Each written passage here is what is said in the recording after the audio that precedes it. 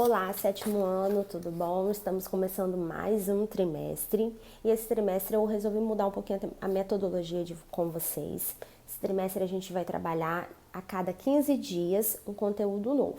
Então nós vamos fazer uma atividade durante uma semana, na outra semana a gente vai fazer correção e assim sucessivamente até a gente terminar o trimestre. Cada atividade continua valendo ponto. A gente não vai fazer atividades avaliativas, todas as atividades elas são avaliativas e eu vou explicar para vocês a atividade. A gente vai fazer análise de texto do livro, porque eu acho que é mais fácil para vocês poderem fazer. Qualquer coisa vocês chamam no privado e tirem as dúvidas, ok? Então, a gente vai começar a estudar agora nesse trimestre sobre a formação dos países da Europa, a formação dos estados nacionais que a gente chama.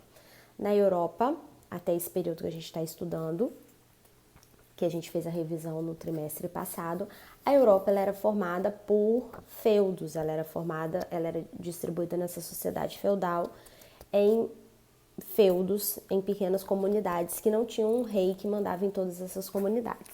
Mas a partir do século XI ela vai começar a entrar em crise, essa sociedade vai entrar em crise, e lá pelo século XIV os países vão começar a se organizar, vão começar a se formar. E é isso que a gente vai estudar, a formação dos países europeus, os primeiros países, que é Portugal, Espanha, França e Inglaterra. Então aqui, né, na atividade, preparei para vocês. Eu fiz uma pequena apostilinha, igual eu já tinha feito antes, para a gente poder fazer.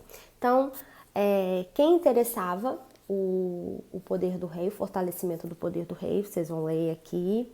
Tem os grupinhos sociais. As imagenzinhas às vezes não fica boa, mas eu quero que vocês prestem atenção nos textinhos. Aí aqui tem as características do Estado moderno, como é que esse governo, esse novo rei, ele se organizava, quais eram as características dele.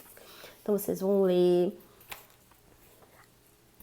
o poder absoluto do rei, né? Como que esse rei ele tinha esse poder absoluto. O que é o poder absoluto? O rei mandava em tudo, ele que fazia as leis. Ele que decidia sobre tudo, sobre a vida, sobre a morte, ele era o poder. Na sociedade moderna, nesses países modernos, nesse governo que a gente chama de absolutismo, o rei é quem manda, ele que governa, ele que comanda tudo. Tudo gira em torno do rei. Então, aqui a gente vai ter esse poder absoluto do rei, como é que ele era formado, como é que ele era organizado, certo? Então, a gente tem aqui o poder absoluto do rei, as justificativas para o rei ser rei, por que você tem que aceitar aquela pessoa como rei, por que você tem que aceitar os mandos e desmandos, por que você tem que aceitar as leis dessa pessoa, que às vezes você não concorda. E aqui está justificando, a justificativa que as pessoas davam, né, que são os autores, vão ser pensadores, eles vão dizer que esse rei ele é escolhido por Deus. Eles vão dizer que o rei ele tem todo o poder, porque se o rei não governar, a sociedade vai virar um caos. Então tem várias teorias para poder explicar por que o rei é rei e por que a gente tem que obedecer o poder do rei. Isso naquele período, tá, gente? Hoje a gente vive numa democracia, a gente pode discordar dos governantes, do governador, do presidente, do prefeito, do deputado, do vereador, de qualquer pessoa, ok? Porque hoje a gente tem liberdade, nesse período não. Então aqui eles estão explicando por que o rei era rei.